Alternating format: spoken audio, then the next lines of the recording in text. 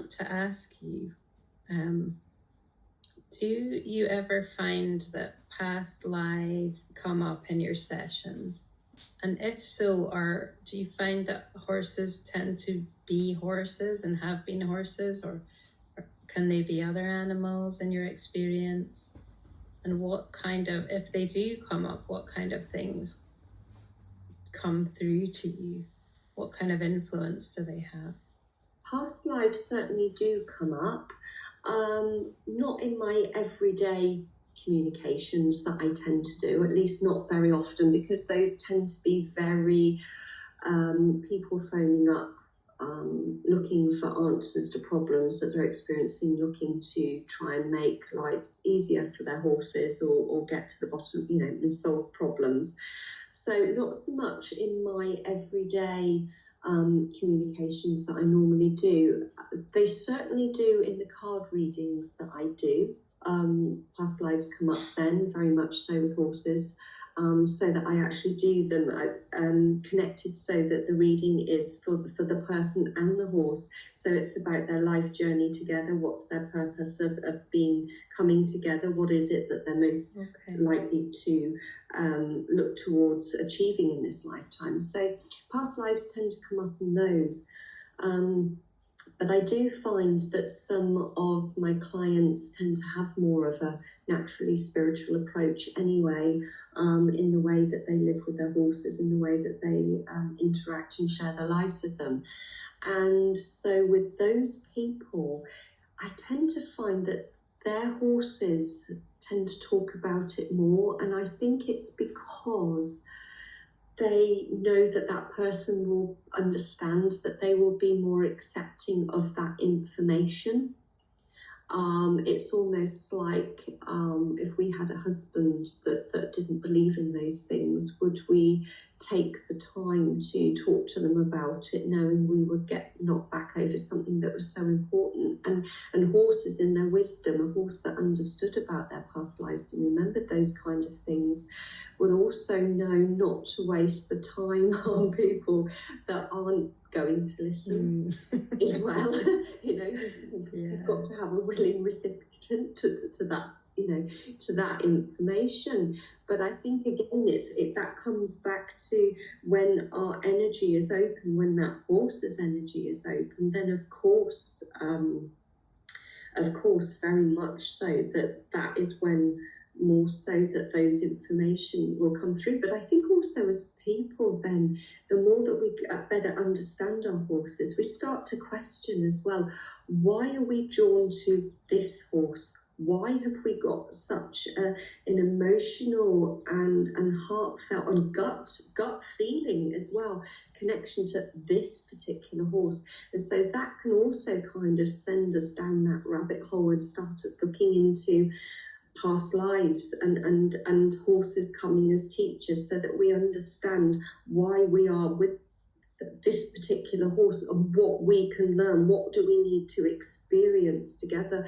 And certainly something that has come up quite a lot is not just the past lives, but also the shamanism, and horses working in spirit animal form, coming as guides and working with shamanism, and even introducing to people to it. I started working with shamanism over 20 years ago and was actually introduced to it by a horse. I didn't understand what was going on. I'd never even heard of it at the time. But the journeys, just every time I closed my eyes, these journeys just started, and they went on for about 10 days. They didn't stop. And it wasn't until I read a book called The Holotropic Mind that I had started having an understanding of what actually was going on. But yeah, it came about because of a horse, and I've met lots of other horses and animals that I know in human form that have accompanied me on those shamanic journeys as well. Wow, that's amazing. Yeah, I'm really interested in the shamanism as well. I have a good friend who got into that, and she lives in California now, at the top of a very high mountain, and And yeah, she connects with the tree energies, but it's very powerful. And some of those rituals that you can do as well, everything's so metaphorical, I find, It doesn't really matter what form we're in. Everything is signaling something, So whether you're a tree or a horse, or it all means something. It's almost like I was going to say story, but it's not so much. Maybe story is not exactly the right word. More of a formula or a way for understanding. It's the deeper metaphysical patterns that really matter, I think, and everything is just leading us back towards that. So what would you say is can you remember a really interesting past life experience or vision that came to you? Do you tend to pick up visions? Everything tends to come as words, pictures and feelings. So it tends to be a mixture. Mostly it's words, but also feelings and images come. And sometimes it's a bit like a snapshot in time, or it's a bit like a short video playing. But it tends to be, because it's a mental image, it tends to be sort of a bit blurry. So you kind of feel it's hard to explain, but you kind of feel the image as much as you see it. So it might be that if I was working with a dog, it may be that it showed me an animal, for instance, that it lived with, but I would may see a smallish black animal, but not be able to make out what it is, but it would have the feeling of it being a cat or a dog, if that makes sense. So from that point of view, but past lives are really, really interesting ones. Quite a few, and that I've come across with animals of my own. I can remember one of my horses coming to me in a vision, showing me when we were together many years ago, and they were in human French police dress, but it was sort of from many years ago when they used to have those tall hats. We've had that also as knights, as well as horses that have shown me themselves as human knights. Also as well, when I've talked with clients, animals as well, there'll be animals that may have been on merchant ships and may have been the ship's cat that provided comfort to that sailor in that lifetime. So it's huge, and I remember my first mare saying to me quite randomly one day, do you remember when you were Gerard and I was Maria, and used to whip me round my hindquarters and say, get up there, you bugger? And I couldn't remember. I know that was years ago. That was over 20 years ago now. And I still remember having that conversation with her, because I can't remember that past life, but she obviously could and wanted to remind me of it.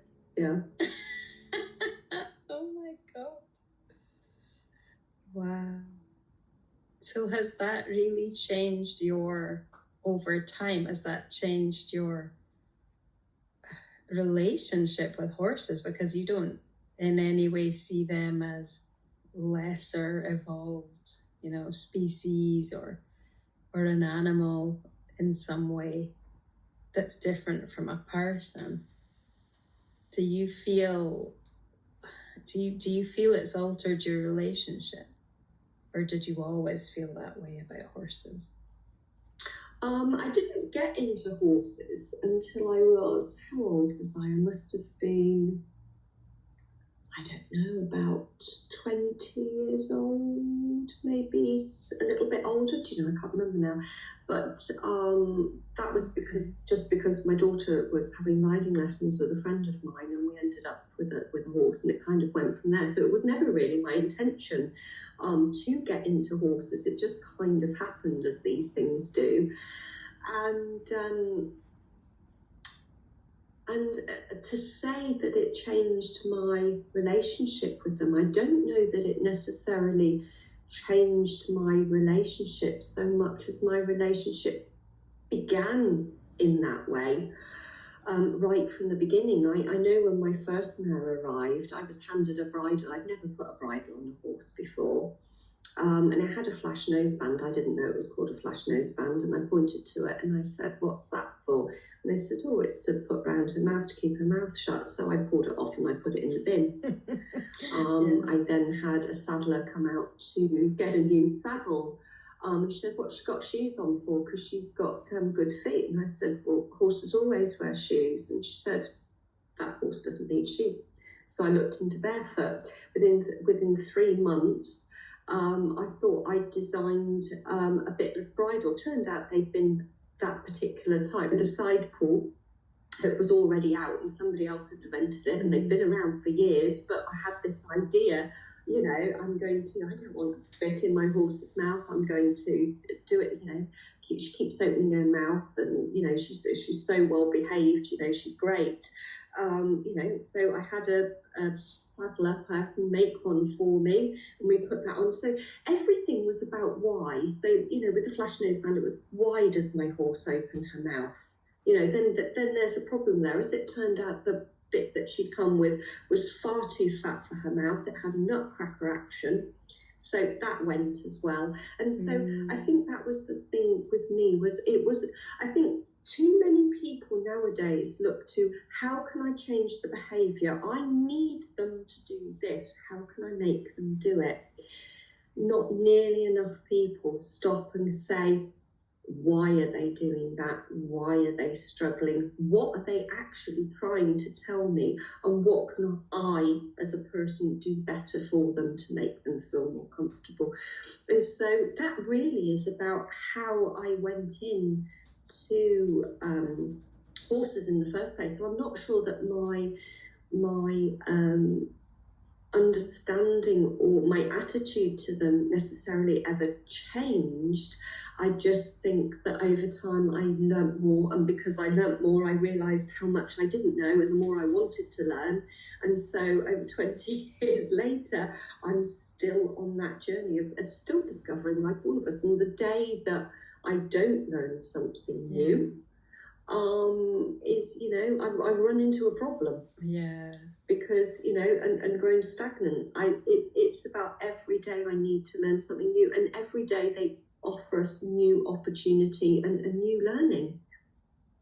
Yeah, it's so much about being open, isn't it? And just, it is a real gift in a way, that to be able to avoid that whole conditioning process that people often go through with horses, that they're told how to do things, and you just, I suppose it depends on who you are as well and what you're bringing in. But yeah, it took me longer to get to that why, because I was being told for so long. You do become sort of indoctrinated, I suppose, and it takes you a long time, or it took me until I was in my 20s, I suppose. But I'd had all of those years of being told how to do things, and just, it's almost like you're told not to question it, because just like in anything else in life, if there's traditions that are put in place for a reason, so that we could exploit the horse and not get into any trouble with them having opinions, then it takes time to get back the whole. First of all, I think you have to get it back in yourself, the realization that you can make a choice and that you can do what you want. You don't have to ride, you don't have to not ride, you can decide what you want to do with your horse.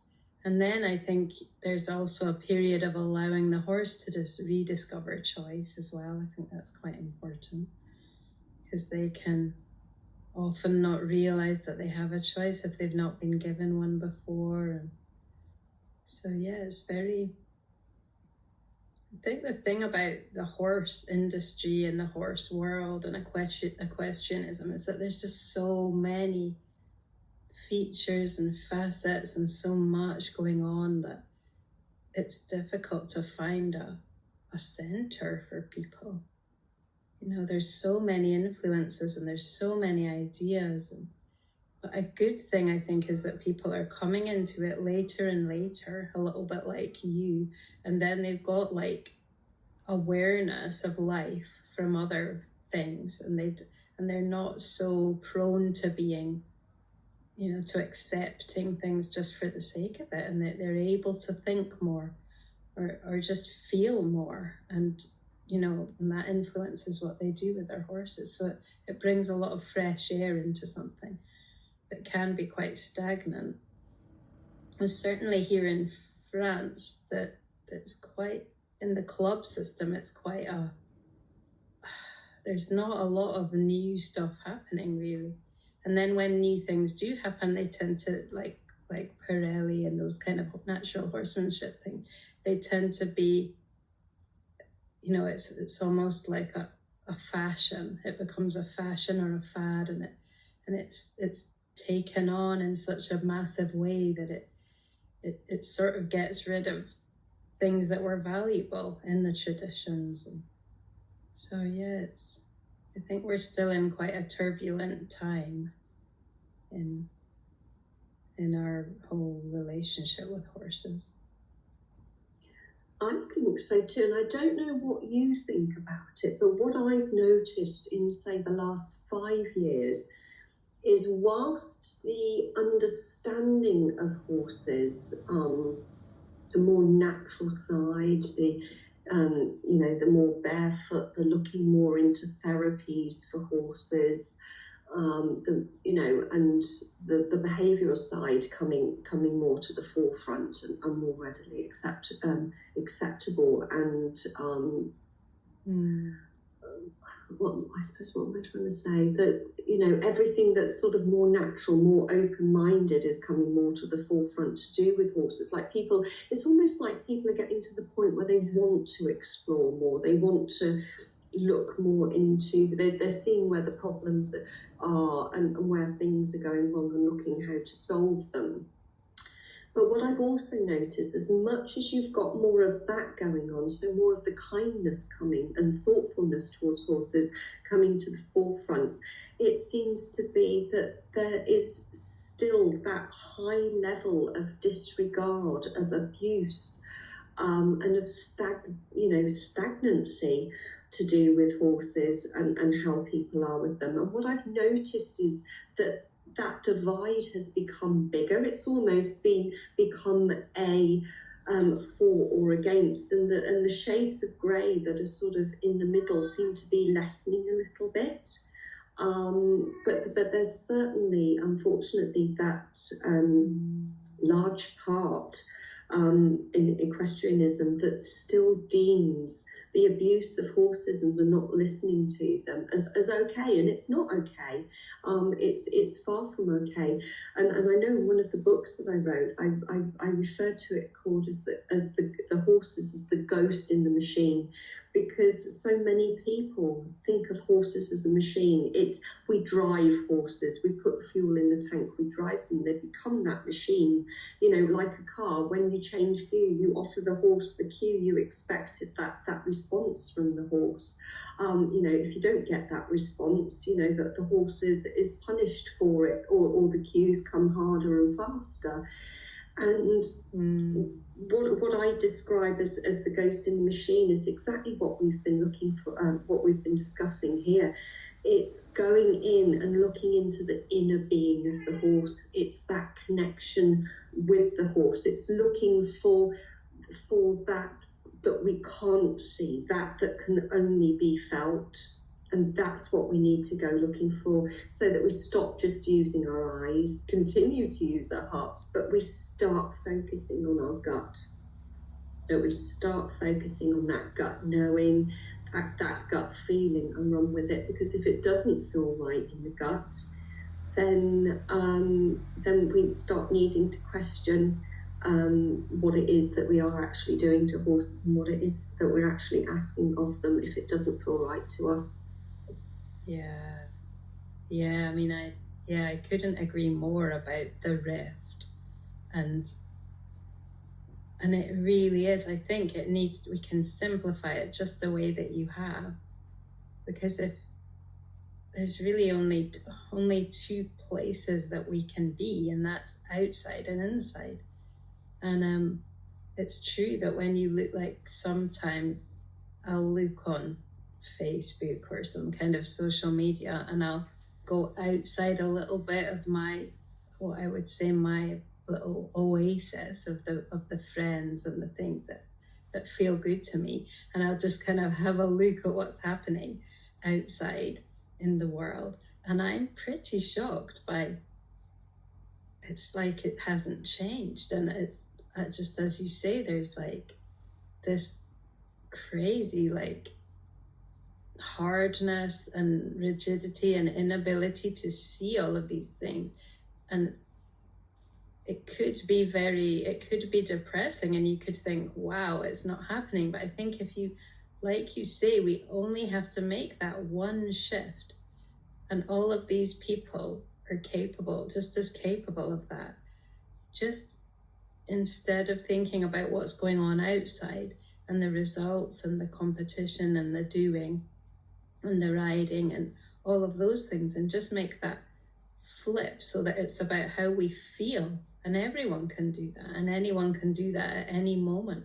And I think that we who have been blessed enough for whatever reason to come here and to be in this life experience and to know those things, that's, in a way, it's like a responsibility that we have, just not to try and persuade other people to do it, but just to do it ourselves. And I think when we do that, we're creating a coherence that just will spread, and it will spread out into the whole of the horse community.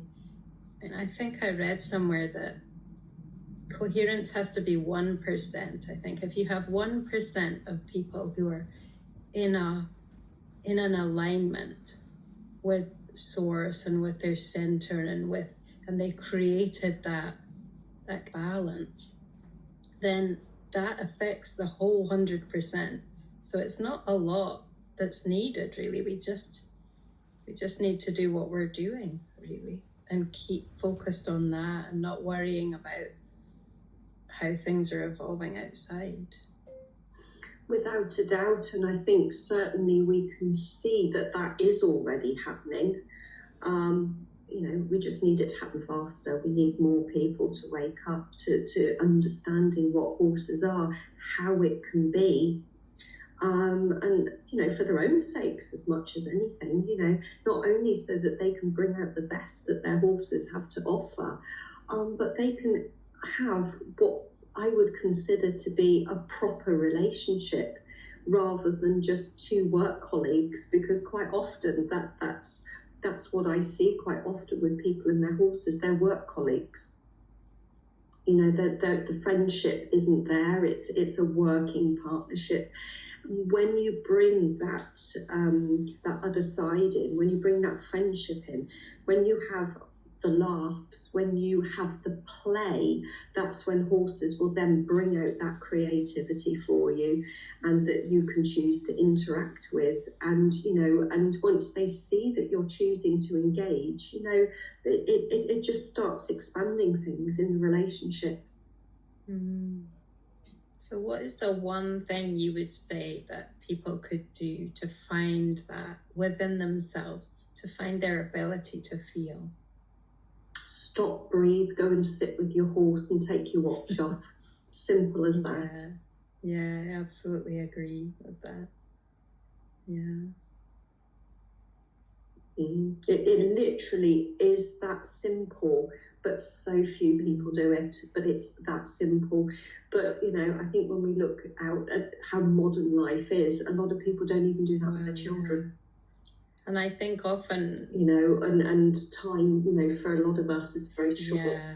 And then when you have to be able to do that without expectations and without seeing a result from it. Just, do it as often as you can and just allow that it is helping and changing and you're becoming someone new, and you don't have to see the results instantly. Well, no, and certainly it might be the case that it takes a while to get results, because you imagine if you've not been listening to your horse for years, well, months, years, whatever, why all of a sudden when you hear, when you start listening and taking note of your horse once, how is it ever going to know if you're going to keep doing it, if it feels safe enough to even open up to you and to be its true self, until you can prove your consistency, And so within that, I think there has to be a bit of responsibility from ourselves of understanding that whether it be us personally or another of our species, another person, that we have caused that, and by consequence that the onus and responsibility is therefore on us in order to prove our worth to them. Why have horses got to prove their worth and work their socks off for us? It's about, we need to prove ourselves worthy of this magnificent prey animal, that could choose to kill us, but instead is doing its uttermost to try and live in our world, largely unlistened to, and to serve our needs and our purpose. The only difference is that we're not understanding of how they're trying to serve our needs if we're not listening. Yeah, we often don't realize how generous and how tolerant they're being for us. Definitely. Yeah, and I think as well we have to avoid maybe being guilty about it and feeling bad about what we've done in the past and what we might not do the same. We have to, and say, okay, we're doing our best, because I think that then makes you feel better, and then that makes everything better, because the horses don't want us to blame ourselves. I think they just want to connect, really. Definitely, and I think that's incredibly important what you've just described there. One of the things that I say to clients when they feel awful about how they've not listened to their horse before and things like that, I always say the same thing to people. So long as you did the best you could at the time with the knowledge you had, could you have done any more? And 9 times out of 10, that answer would be no, I couldn't have done any more. And I say to people, then you've done nothing wrong. Exactly. You can only do what you know how to do. And the only reason that you have now to feel guilty is now that you are in the knowledge of that, if you don't listen to it and you go back to doing what you used to do. Exactly. That's the only time you need to feel guilty. Yeah, because that we couldn't get to where we are now if we hadn't gone through what we've gone through. It's like a process of becoming, really. Definitely. Yeah, well, it's been really amazing to talk to you, Holly. Do you have anything else you can think of you would want to say?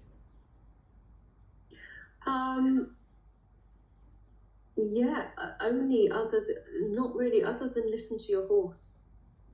Every action, every movement, every action, everything that they do is all information for us. And we need to start listening to them. And we need to start interacting with them in the way that they actually need us to interact with them, and stripping away all that ridiculous superficialness that so many of us work with our horses, and actually get to the nitty-gritty of things and stop wasting time. All of this time is wasted. The little cat that was meowing earlier, she's 19 years old this month. It's only been this last year that she's not been a little scaredy puss. Where she's not hidden when visitors have come in, and now she's the bravest little thing. So that's 18 years of her life that she wasted feeling worried. Feeling worried when she didn't need to be. And if we sort of put that into our relationship with horses, don't waste any more time. Don't sort of turn around sort of 6 months before the end of life and go, I realised what my horse was trying to get across to me now. Go out and listen to them now. Go out and listen to what it is that they're saying. Spend that time with them. Allow yourself to breathe out, listen, be with them, and stop messing about, really. It's literally stop messing about and go and enjoy yourself. Yeah. I mean, that's just inspiring people. I find that inspiring, that people can, that they can see people who are doing that and who are experiencing this different level of a connection, and that will inspire them, that they've got the support there, that there are people who care, and that it doesn't matter if they're the only one on the yard who does it. Because I think that can be difficult as well, a bit of peer pressure on these yards. And that's what I want Soul Herd to be, a resource base, a platform for people to see that there are people who care, and that, we're everywhere. There's quite a lot of us now, and that it's all happening. Yeah. It is, and I think that is obviously the best way to inspire, is to actively get out there and do it just as you are, so that when people see it, you know what it's like. Even as children, we used to look at things and we used to go, "Oh, I wish I could do that. Wish I could be like that." Well, all the equestrians out there, you're all capable. Somewhere in you, if you dig deep enough, everything that you need to achieve that is all there. People just need to try. And I think fear, as you rightly pointed out, peer pressure, but also fear of failure, can stop the try. It takes that strong person to go, actually, no, I want better for myself and for my horse, and I don't care what people say. When people jokingly talk about the tree huggers and things, so what? There's nothing wrong with hugging a tree any more there is than hugging your horse. Absolutely. So true. I think it's just one of those things. It's about, just for those times, is removing yourself out of the equestrian world and moving into the world where you and your horses exist. Absolutely. Where pushing away the outer boundaries, you can sort of come back down, to the norm, the considered norm, as it were, and mix with your equestrian friends, and and fit in and everything. But then don't ever forget about coming back to yourself and coming back to your horse. Yeah, that's a private thing between you and your horse that nobody can take away. Absolutely. And that really applies for your whole life, doesn't it? I think in our society, we're ready to realize now that we can do what we enjoy doing, and that we don't have to go by the rules that have been created, that you have to have a job, and you have to, a job that pays for things, and, that you can do what you love, and that you will be supported in that.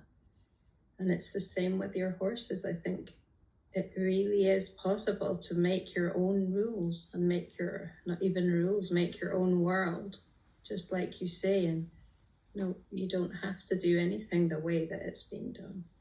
Yeah. That freedom is an amazing feeling. It is, because I can remember years ago, because I trained as a behaviourist years ago, and the reason that I went to do that was because I found that I didn't have any formal training prior to that with horses, but I found that what I was doing was working. But I wanted to know why what I was doing was working, so that I could explain it to other people. Yeah. And that was my reasoning for going and training in behaviour, which I found really, really helped with the communication work as well, from the point of view of that extra understanding of behaviour meant that I could, how do I explain it, sort of put together questions that I normally wouldn't have thought to ask, just based on logic, that then may have gone on to provide information, but also enabled me to explain from a proper point of view. When people are saying to me, my horse can't stand still, I was able to explain in a science-based term why their horse can't stand still. And it's actually not your horse's fault that it can't stand still, because its body is literally telling it to move through its physiology. So from that point of view, that education also is important. So although we go in with this newfound freedom, there has to be discipline on our part, not just from a spiritual and a spiritual point of view and an energetic point of view, but we also, I feel, have to have a level of disciplined education, of the right kind of education as well, because that also enables us to move further as well, and enables us to, when we get approached by those skeptics and people challenging us for daring to go into work with our horses a different way, it gives us a way of being able to explain why, and from a science-based point of view, why what we're doing works. But also as well, education is important from the point of view, if we want to have this beautiful spiritual natural lifestyle with our horses, if we want to look after our best friends, then we need to understand about nutrition. We need to understand about their needs as an equine. So from that point of view, education is also important as well. Yeah, I really agree with that. We can't just, loving a horse isn't enough. We've got to be able to look after it in the way that it needs to be looked after as well. Yeah. And I really believe that the more open to the truth you are, the more that you want to learn, and you want to, maybe not the truth, but your truth, and how you can best serve the horse in your life, or the horses, the more will come to you. Just like you were saying about your understanding of not using a bit, not using a flash, and also the best way that they can live together, and a high fiber diet, all of those things, all of that knowledge comes to you just when you're ready to hear it. That's it. And what you were saying earlier about, with animal communication, about understanding bias and things, what you've just said is perfect example there, was because even though I'm pro bitless, and my horses were bitless, also I don't bias against horses that tell me that they need their bit. And when I say need, I'm generally talking from a psychological point of view, that when that has been the only thing that horses know and that makes them feel safe and it's comfortable to them, it's a little bit like just taking it abruptly away from them may well not work for them and may flag up insecurities. It's a little bit like somebody there stripping us down to our underwear and pushing us out of the back door and still expecting us to be able to go to work the same, after removing what we're used to having, making us feel okay. Do you see what I mean? Absolutely. So this is why it's so important to be open, the same as some horses will be more comfortable being stabled, although their bodies aren't designed for it. A lot will argue their minds aren't, but some have become so institutionalized, like some ex-racers, for instance, that going out and living in a field is scary for them. It makes them feel vulnerable. So once you start understanding that, you can't really have biases within animal communication and be properly informed or properly do your job and do justice for the animals that you're actually working for, because it's about how they feel and about their personal experiences. Yeah, it's so true. And just finding the next step that will help with everything. You don't have to make massive changes all at once. It's incremental, and it's really guided by love and guided by them and what feels good for them. Definitely. That's it. It's literally walk into the field and say to your horse, what would you like us to do today? Let your horse show you. Yeah. And it's such fun as well to do it like that. The spontaneous experiences that I've had with horses have always been the best. And that just opens up doorways. That just opens up new ideas as to try next. You know, they plant the seed, they put the idea, we build upon it together. And I think maybe that's something that sometimes happens, that we worry that they won't plant a seed, you know, that they don't have ideas. And so you've got to let that go, I think, as part of your growth as a horse guardian.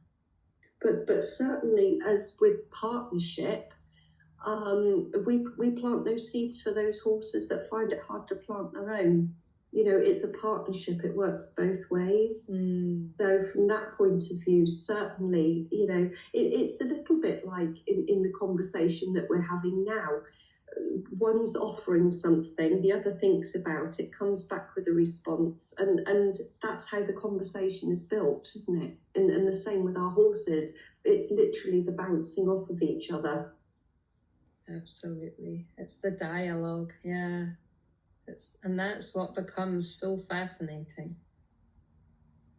I think that's what creates the relationship, is being able to have that dialogue. And the more that you develop your ability to hear, the more you develop your ability to respond and to be able to act on what you hear. And the same for the horse, I think. Definitely. It's the root of the relationship, isn't it? The dialogue, the listening and the appropriate responses.